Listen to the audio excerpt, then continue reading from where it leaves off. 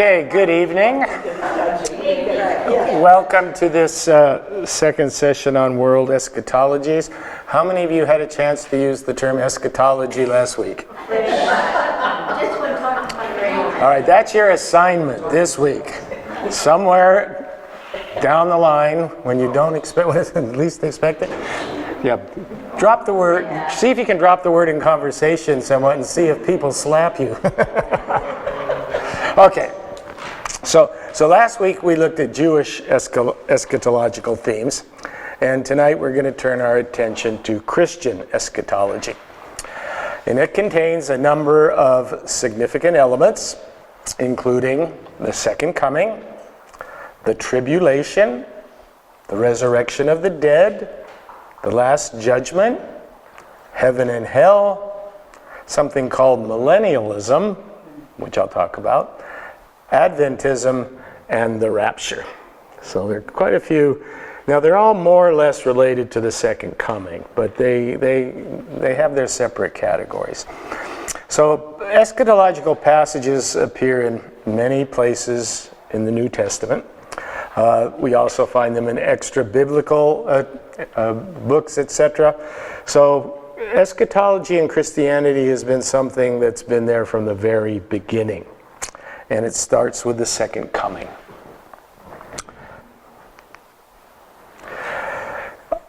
Numerous references in the Gospels to the second coming. And they're attributed to Jesus. For example, Matthew 24. We find Jesus saying, "For as the lightning comes from the east and shines as far as the west, so will be the coming of the Son of Man. Wherever the corpse is, there the vultures will gather. Immediately after the tribulation of those days, the sun will be darkened, the moon will not give its light, and the stars will fall from heaven, and the powers of the heavens will be shaken. Then will appear in heaven the sign of the Son of Man. And all the tribes of the earth will mourn, and they will see the Son of Man coming in the clouds of heaven with power and glory.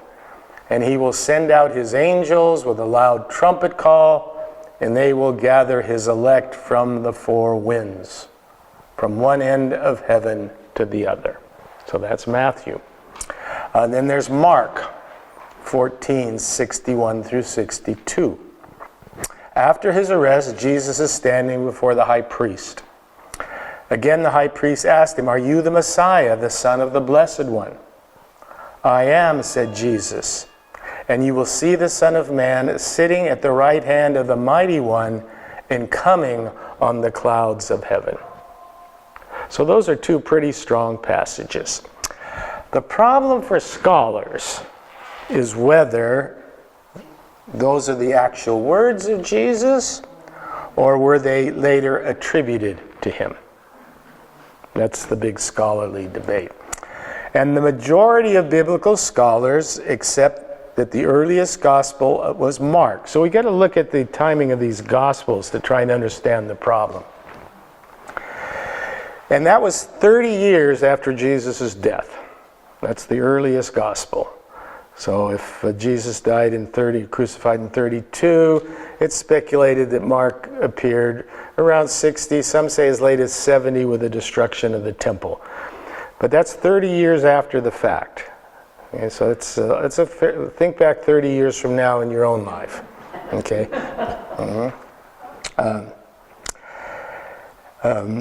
Moreover, none of the early manuscripts have names attached to them. Luke and Matthew are another 20 years later, and John maybe 30 to 40 years later. And none of the early manuscripts had names. They were attributed in the 2nd century by a bishop. He believed he had, I don't say he just made it up, but he believed he had reason to know who these people were. In any case, the reason scholars tend to think that these are later attributed to Jesus rather than Jesus is saying were certain problems related to the second coming, namely the Messiah himself. How could the Messiah, who was supposed to be under the sign of peace and establish a new Jerusalem, have failed to do so? That was the problem early Christians faced. If Jesus was the Messiah and was going to fulfill the messianic promises of Judaism, then there should have been peace. There should have been a new Jerusalem, as we saw last time. So confronted with this problem, this is a theological problem, a big one. If you're claiming that your religious figure that you believe in was the Messiah, and there's this gap here, it's a big theological problem. It's a similar theological problem that the Jews faced during the Babylonian captivity. How could God's chosen people have had their city ravaged and their temple destroyed? These are the sorts of questions that theologians have to struggle with. So confronted with this problem, they came to believe that Jesus had predicted his rejection and his second coming. That's the theological answer. So whether or not Jesus predicted his return, or early Christians created the idea, by a few decades after his death, the second coming was well established. We find a continual reference to that Jesus' return is near. We find this in Paul's epistles. In Romans, he explains how the day of Jesus' coming is nearer than people think. He instructs people to wake up from their sleep and foolish ways and start making every moment of their lives count. For God is coming again. Jesus is about to return. And then there's the famous passage from 1 Thessalonians 16:17. For the Lord himself will descend from heaven with a cry of command, with the voice of an archangel, and with the sound of the trumpet of God. And the dead in Christ will rise first. Then we who are alive, who are left, will be caught up together with them in the clouds to meet the Lord in the air, and so we will always be with the Lord. Notice he says those who are alive, because Paul definitely expected that the second coming was imminent. And you might note that, and we'll tie in with this at the end, how the rapture, the popular version of the rapture, ties into that passage. Okay, the next problem is that the second coming didn't happen immediately, didn't take place as soon as anticipated, especially in Paul's writings and especially amongst the early Christian communities. So this has led to a number of different interpretations of the second coming, most of which see it as an event in the future about which the exact time is no longer known. That's the main denominational approach. We will see that when we get to Adventism and etc., that there are those who predicted the coming. But it's generally, and there's this passage in 1 Thessalonians that the Lord will appear like a thief in the night. So you don't quite know when or where. So that was the general approach. Now, I wish Reverend Elbert were here. Do Methodists believe in the second coming? Yeah. You know where you see it during the Eucharist? There'll be those three. Christ is crucified, Christ is risen, Christ will come again. Okay, so, but it's again, I think for most Methodists, most major denominations, it's something that may happen, but probably not tomorrow. Okay. Yeah. Okay. So that was one approach. There's a very interesting alternative approach, which was not accepted by most mainstream denominations. And it's called preterism. How many have heard this term? If you have, I'd be very surprised. It's a Christian eschatological view or belief that interprets some prophecies as events which have already been fulfilled in history. We just don't realize it. Okay? They've already been fulfilled in history. The preterists believe that the destruction of Jerusalem in 70 CE, it meant the temple, fulfilled the eschatological events, including Jesus' second coming. Jesus' second coming to the preterists is the destruction of the temple. Do you see how that might fit? Because the destruction of the temple effectively destroys traditional Judaism. Judaism will continue, but it will be a very different form from the temple Judaism. So the preterists believe that a literal reading of Matthew 16:28, where Jesus tells the disciples some of them will not taste death until they see him, means that it had to come in the first century, and that's when the temple was destroyed. So the second coming is a metaphor. It's not a literal event. It's a metaphor. Jesus' second coming, because now Christianity's reign will start because of the destruction of the temple. That's a pretty interesting interpretation. It's not mainline, it's not generally accepted, but it does get around one major problem. Okay? The second coming happened.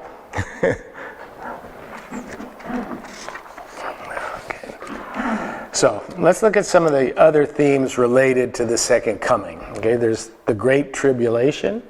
How many people have heard of the Great Tribulation? Okay. There's the resurrection of the dead and the last judgment. So there are lots of passages in the Bible, both the Hebrew Bible and the New Testament, which speak of a time of terrible tribulation, the likes of which have never been known. Thus in Matthew 24, 21, 22, we find Jesus saying that at the time of his coming, there will be a great tribulation, such as has not been seen since the beginning of the world, nor will ever be seen again. And unless those days were shortened, the flesh would be saved, but for the elect's sake, those days will be shortened. It's going to be a terrible period. Another major source is the book of Revelation, which is a questionable book, by the way. Martin Luther didn't believe it should be in the Bible. But in any case, from Revelation 13, when the beast is revealed, until Christ returns in Revelation 19, we are given a picture of God's wrath on the earth because of unbelief and rebellion.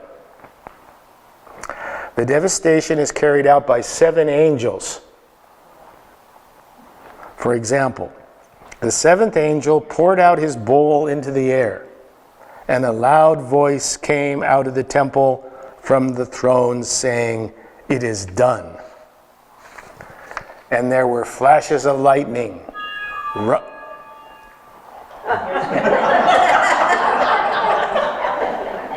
rumbling pearls of thunder, and a great earthquake such as there had never been since man was on the earth. So great was that earthquake, the great city was split into 3 parts, and the cities of the nations fell, and God remembered Babylon the Great to make her draw the cup of wine of the fury of his wrath. And every island fled away, no mountains were to be found. Great hailstorms, about 100 pounds each, fell from heaven on people. They cursed God in the plague of the hail because the plague was so severe. Well, the book of Revelation tends to use very strong language for a number of things, but this is known as the tribulation. But it's also supposed to be a picture of how God disciplines. You want to discipline your children with 100-pound balls of hail. And at the same time protects his people and keeps his promise to establish an earthly kingdom. Because the tribulation will end, and then there will be salvation. So, what about resurrection of the dead? So as we saw last week, the idea of the resurrection of the dead had become prominent among the Pharisees during the Second Temple period. And that's from about 500 BCE to 70. Okay? This was the Sadducees, the priests didn't believe it, but the Pharisees, who are often the intellectuals, scholars, etc., tended to believe. And the reason they tended to believe it, I don't mention last time, is that during the great Maccabean revolt, there were many martyrs. And the question became, well, if you're martyring yourself in this life, is this all? I mean, for what? There must be some justification in another life. So it was a common idea. So the reason I mention this is, of course, Jesus lived during this period. The early Christian communities easily and early adopted the idea of the resurrection of the dead.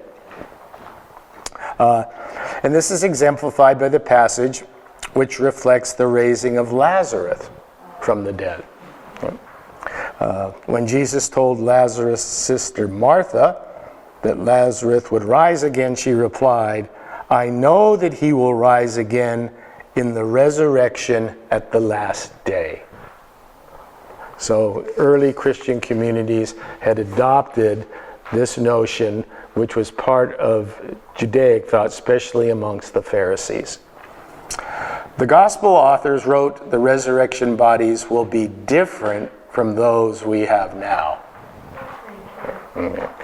So, the resurrection of the body is not the physical body. In this regard, Jesus is said to say, in the resurrection, they neither marry nor are given in marriage, but are like angels of God in heaven. And we know angels don't have physical bodies. They're always said to have ethereal bodies. Whatever that means, I'm not sure. But it's this notion that there is a body, a spiritual body, that is somehow distinct from the physical body. And we also find it in Paul. So also is the resurrection of the dead, he says.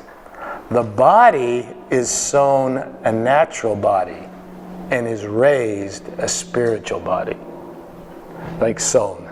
You sow it as a physical body, it's raised as a spiritual body. Now, according to the Catechism of the Catholic Church, which I'm sure you all know quite well, after resurrection, the body is changed into a spiritual, imperishable body. This is from the Catechism. Christ is raised with his own body. He says, "See my hands, my feet, that it is I myself." But he did not return to an earthly life.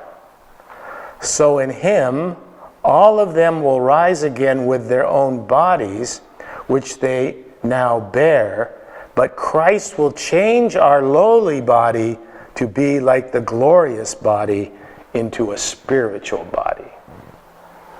So there's in the Catechism it's a process. You're raised with your physical body, and then during the resurrection, Christ will change that into a spiritual body, which will be eternal.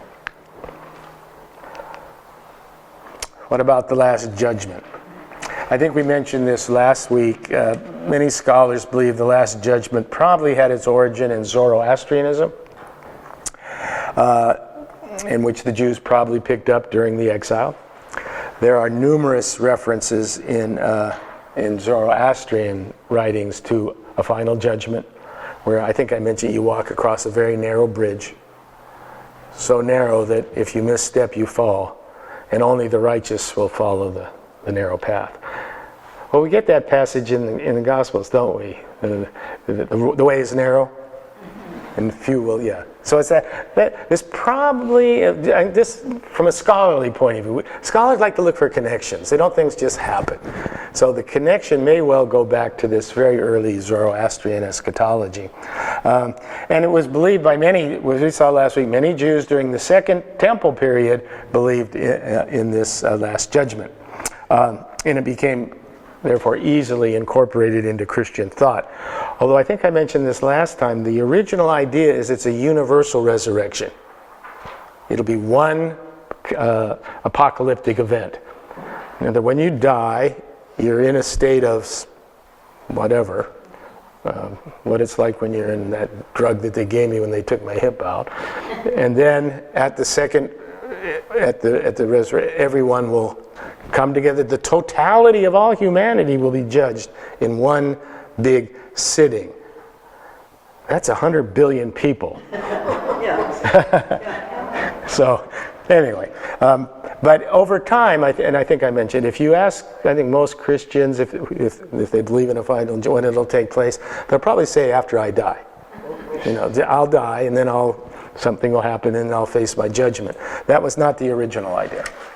The original idea is you'd be in a state of kind of limbo or something until this cataclysmic event. And again, the book of Revelation is a major source for this. I saw a great white throne and him who sat on it, from whose face the earth and the heaven fled away, and there was found no place for them. And the sea gave up the dead who were in it, and death and Hades delivered up the dead who were in them, and they were judged, each one according to his works. What's interesting, well, this becomes very strong next week in the Quran, because Muhammad says the very same thing. Each one will be judged according to their works, and there's no hiding. Yeah, that's a sort of scary idea. And death and Hades were cast into the lake of fire. This is the second death. And anyone not found written in the book of life was cast into the lake of fire. And so from that early idea came notions of heaven and hell, which were highly developed during the medieval period. Heaven is a place of eternal bliss, while hell is a place of eternal torment. In recent times, there's been sort of a debate regarding the literal nature of such places. Most progressive Christian theologians see these as metaphors for perhaps the state of your soul, which doesn't have to wait until death. You can experience it right now. But traditionally, it was viewed literally, and that was due to the interpretation of this man, St. Augustine. Now this is it, behind the Augustinian understanding of hell lies a commitment to the retribution theory of punishment, according to which the primary purpose of punishment is to satisfy the demands of justice.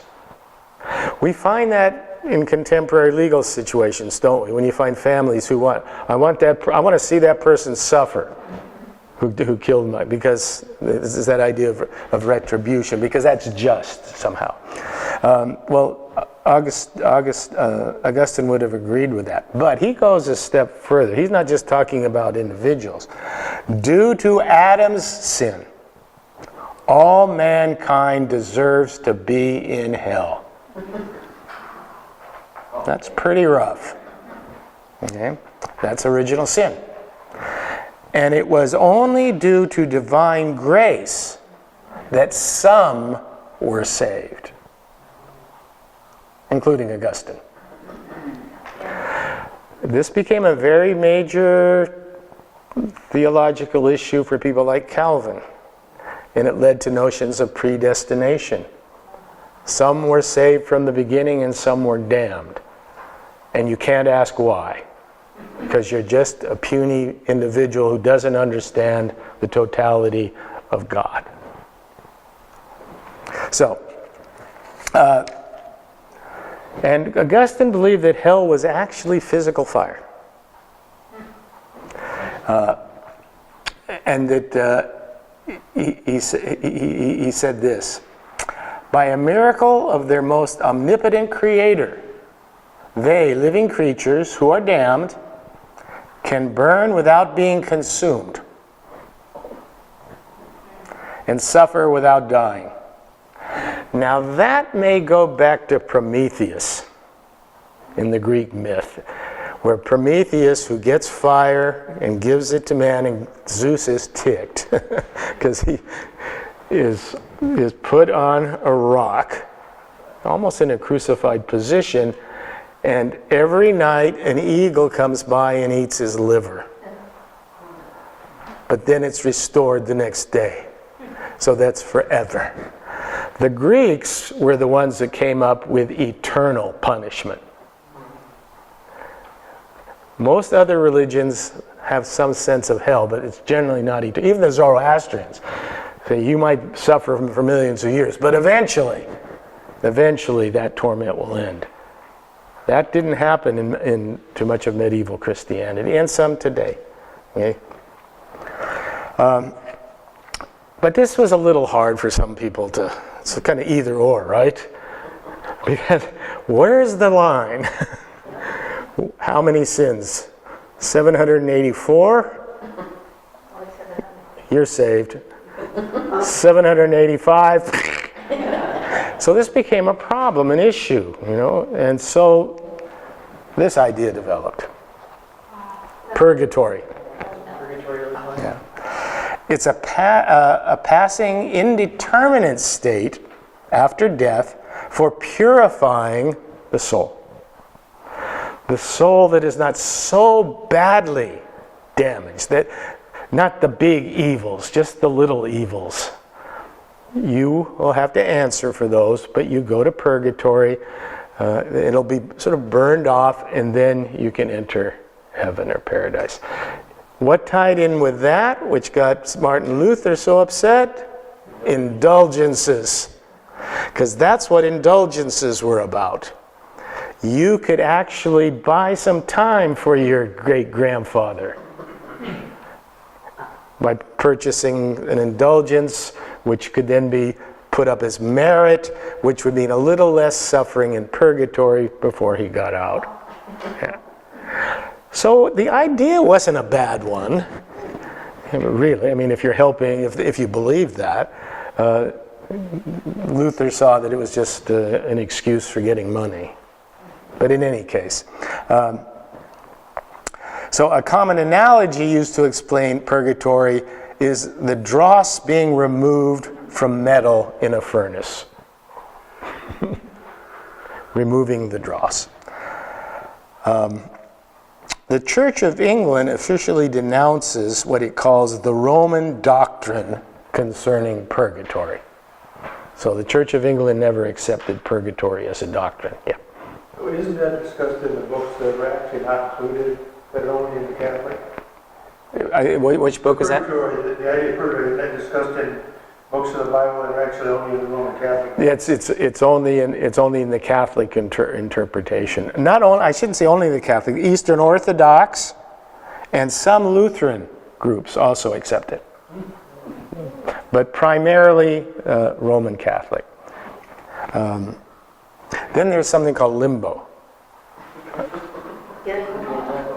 No, it's not a. This was where unbaptized children went, because according to St. Augustine, if you're not baptized, and that's the other thing to realize, for Augustine it wasn't just the matter of you doing bad things. It was whether you were baptized into the Catholic Church and received the sacraments. So technically speaking, although you probably won't find this said much today by Catholics, all Protestants, according to Augustine anyway, would deserve hell. Because it's not just your acts, It's that you have refused the ark of salvation, which is the church, and that's why the sacraments of the church are so important. That's what saves you. Whereas more in Protestant theology, it's your personal relationship with God and grace. Okay? In the Catholic Church, it's grace. The grace is defined as the church. So, you finding this interesting? Yeah. Anyway. Okay, I want to now turn to another significant category, which probably you haven't heard too much about.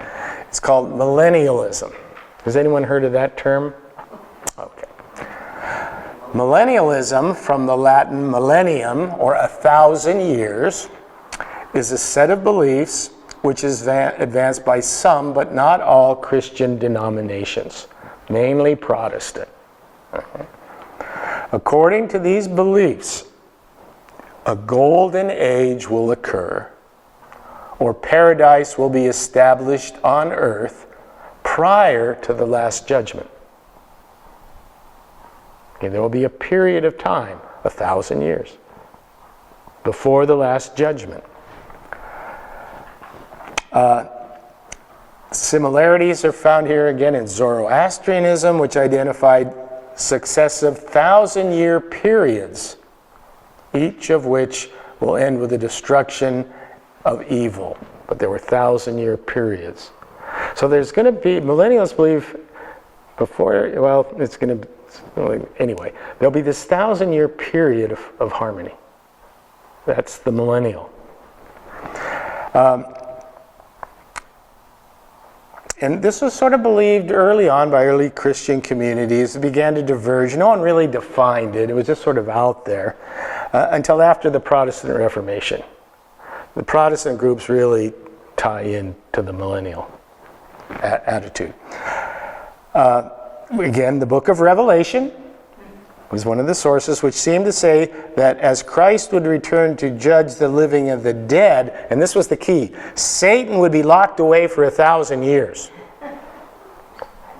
So if Satan is locked away for 1,000 years, that means there's going to be 1,000 years with no Satan, which means it's going to be a pretty good time. Okay?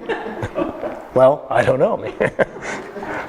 So, and then there would, after that 1,000 years, then there would be the final battle. Now, previous Catholic and Orthodox theologians had no real consensus view of what this actually meant. Only they had concepts of the Antichrist in the end. Millennialist theories only really began to take place in the 19th century and in the United States. And there were two versions: pre-millennialism and post-millennialism. Okay, what's the difference? Pre-millennialism sees Christ's second advent as preceding the millennium, thereby separating the second coming from the final judgment. Christ will come, there'll be 1,000 years of peace, then the judgment. See, that's pre. Post-millennialism sees Christ's second coming as subsequent to the millennium and concurrent with the final judgment. There'll be a period of peace, then Christ will come and the second judgment. So you might wonder why this matters. Well, it depends how you read Scripture. Some people read Scripture in a way that said, no, Christ will come first, there'll be peace, and then the judgment. Others said, no, it'll be the reverse. So those are the pre- and post-millennial. If you ever come across those in any other place than here, you'll know what they might mean. Or ask Reverend Helper what they mean. See, what's the difference between pre- and post-millennialism, Reverend? No, he would know. He would know. Okay. Interesting, the Catholic Church strongly condemns both. These, they say, are Protestant ideas. These are not to be believed. Let me give you a couple examples. There was something called the Bible Student Movement. and then one you've probably heard of, the Jehovah's Witnesses. Okay? The Bible student movement is a movement based on the views expressed in the book The Divine Plan of the Ages, written in 1886 in Volume 1 by Pastor Charles Taze Russell. Bible students believe there will be a universal opportunity for every person, past and present, not previously recipients of the heavenly calling, to gain everlasting life on earth during the millennium. At least the idea is nice. There will be this period of 1,000 years where those who did not accept Jesus as Savior will have a second chance. And once they know, I mean, it's almost obvious that you're going to accept it at that point, okay, because things are not the same. Jehovah's Witnesses believe Christ will rule from heaven for 1,000 years as king over the earth. So he will be heaven. There'll be a millennium, 1,000 years period where he's ruling. And who's helping him rule? 144,000 ascended humans. Those are the saved. That's the number that they have. Only 144,000 out of all of humanity will be saved. So even if you're a Jehovah's Witness, you don't know. It's a matter of faith. Okay, I want to conclude our session by returning to two additional themes related to the second coming. You see how these are all tied into the second coming? Examples found in what is known as the American Advent. I didn't get my Jehovah's Witnesses up there for Mike. There we go. Has anyone ever visited a Jehovah's Witness Kingdom Hall? Yeah. Interesting story. There's a big one in the valley there on Chalk Hill. And if you know what's that is that Woodland Hills? You know what used to be there? The Valley Music Center. You know who performed there? Jim Morrison and the Doors. So I imagine when the Jehovah's Witnesses bought that facility, they must have had some sort of exorcism or something, because to have Jim Morrison's spirit hanging around. We actually, personal story, Chris and I had just been married, and we went to the Valley Music to hear Peter, Paul, and Mary, and a group called Buffalo Springfield. I don't know if you remember them. Something's happening here. The first group was a new group that was leading it off. You know how, if you've ever been to and it was a group called The Doors. And we saw Jim Morrison at his, and I said, he did light my fire. And he was all over the place, I'll tell you. Anyway, so that's, if you ever go by that Jehovah's Witness Kingdom Hall up there, it was a place of evil at one point. Okay. So I want to talk about the American Adventist movement. You've probably heard of Adventism, 1830s and 40s, and then finish up quickly with the rapture. Adventism is a branch of Protestant Christianity that believes in the imminent second coming, or what is commonly referred to as the second advent of Jesus Christ. What's the first advent? His birth. Okay? This is the second advent. Adventists believe it's imminent. Okay, I said most denominations might accept the second coming, but it might be, you might see it somewhere in the liturgy. Usually, it isn't usually focused on. Adventists believe it's imminent. It means it can happen at any time. It originated in the 1830s during what is known as the Second Great Awakening, which was a period of revitalism of religion. We find these periodically in American history. They're very emotional, large people coming together, confessing their sin. Billy Graham being one of the modern manifestations. This has happened numerous times historically. It happened during the Second Great Awakening, when this Baptist preacher by the name of William Miller first shared his belief that the second coming would occur at some point between 1843 and 1844.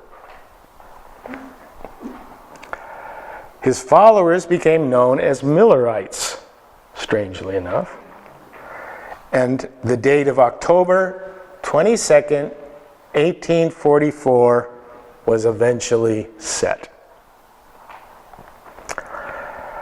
Between 50 and 100,000 people supported his prediction of Christ's return on that date. After what became known as the Great Disappointment, because on October 22nd, 1844, when you woke up on October 23rd, 1844, it didn't appear to be much different. The movement then split and was continued by a number of smaller groups that held different doctrines from one another, and these groups in general were called Adventists. Okay? They still believed in the Advent, it's just that that date was wrong. How does a group deal with the situation when a date is wrong? Well, I think I told you there was a book, When Prophecy Fails, that large numbers of people stay with the movement.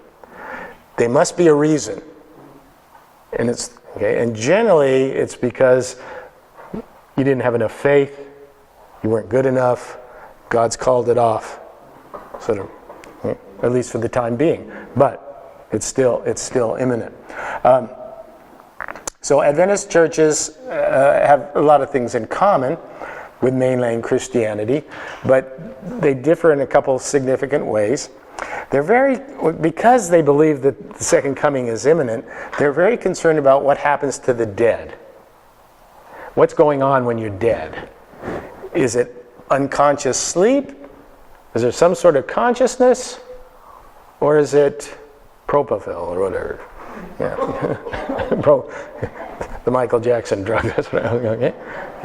So they have spent a lot of time focusing on this, and they sort of disagree, the various groups.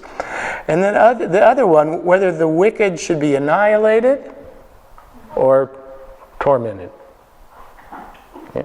In other words, and Jehovah's Witnesses hold this too. The saved are saved, the damned aren't in hell, they're just annihilated. Nada pues nada. The largest of these is the Seventh-day Adventist Church, which are very much known for their hospitals. They have 20 million members as of 2020. So they're not just a small group. Tend to be vegetarian. I think they are vegetarian. If you've ever been in an Adventist hospital, it's vegetarian.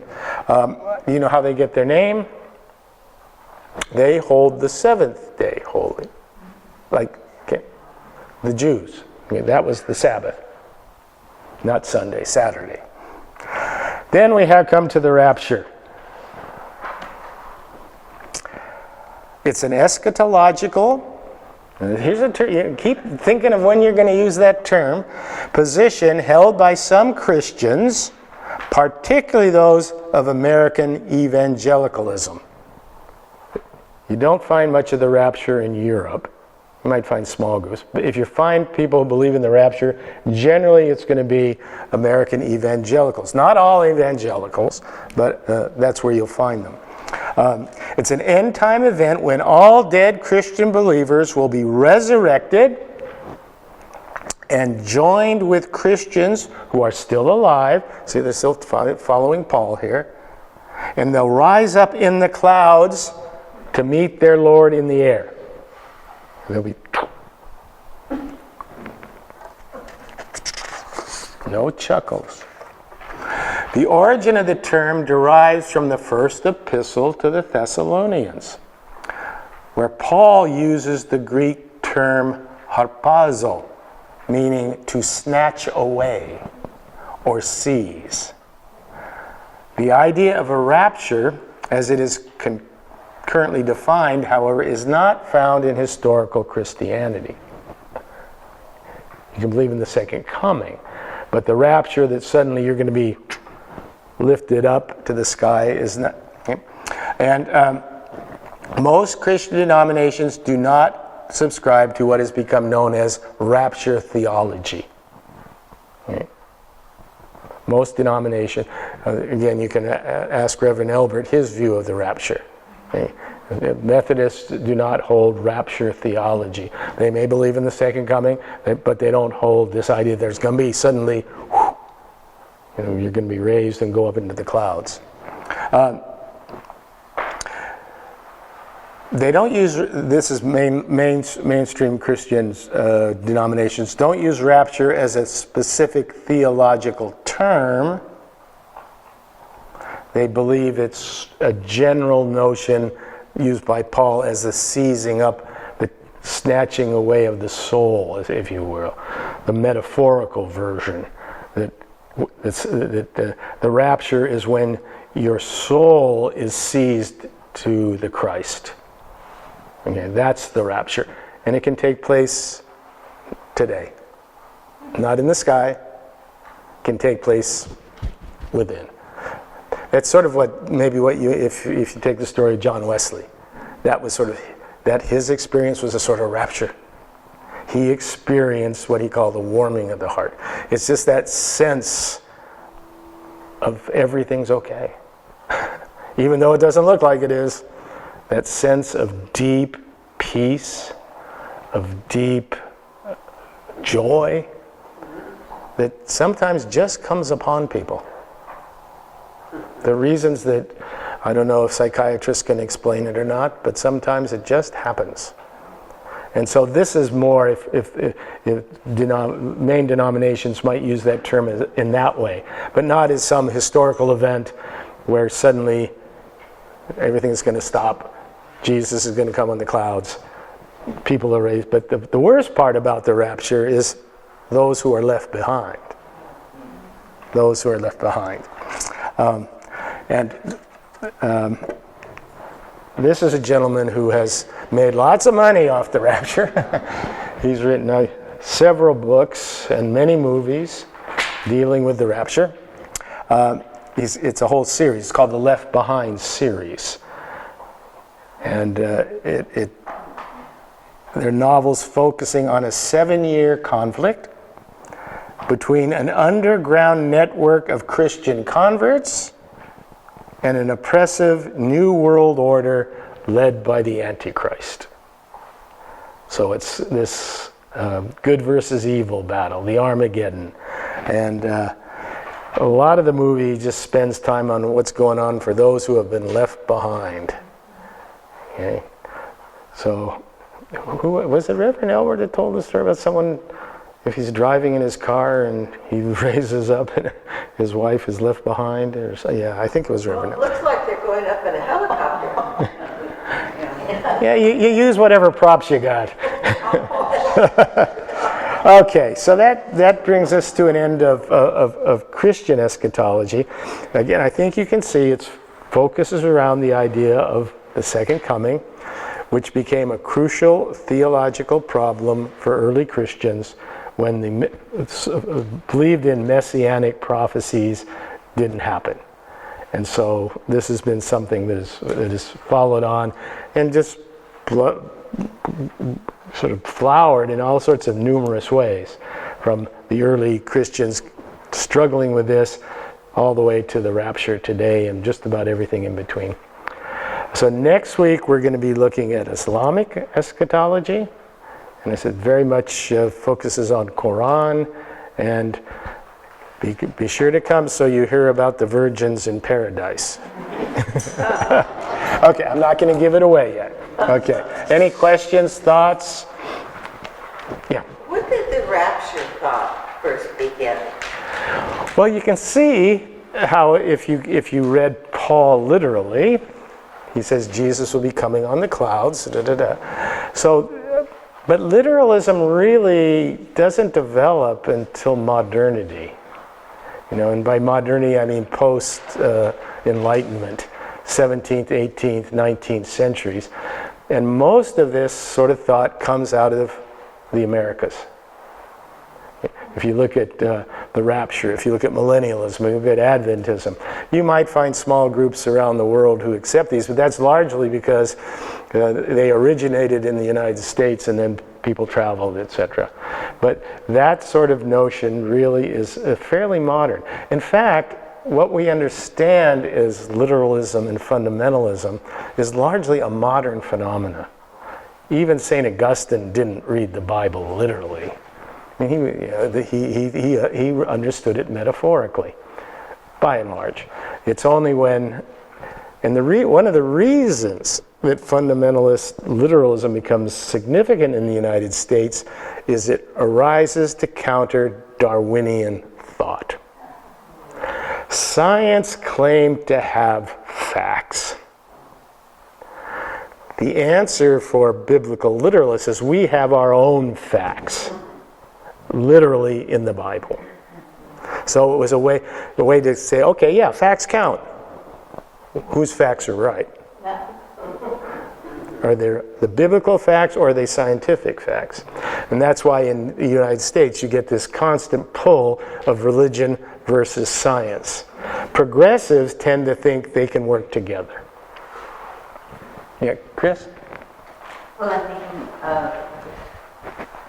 if people are looking at science, I think science is a pretty good case that the body isn't resurrected. I mean, you'd have to look at it very metaphorically and as a story, because at least people that have seen dead bodies know that they don't disintegrate. Yeah, but see, even the Catholic Church held there's a spiritual body. And that actually, some New Age thought you find that notion. They call it astral body. So, yeah, but the actual physical resurrection, literally taken, is a modern idea. Even the Catholic Church said it was a spiritual body. Well, you can interpret spiritual body in a variety of ways. Yeah. Any other thoughts? Okay, we'll see you next time. Hopefully.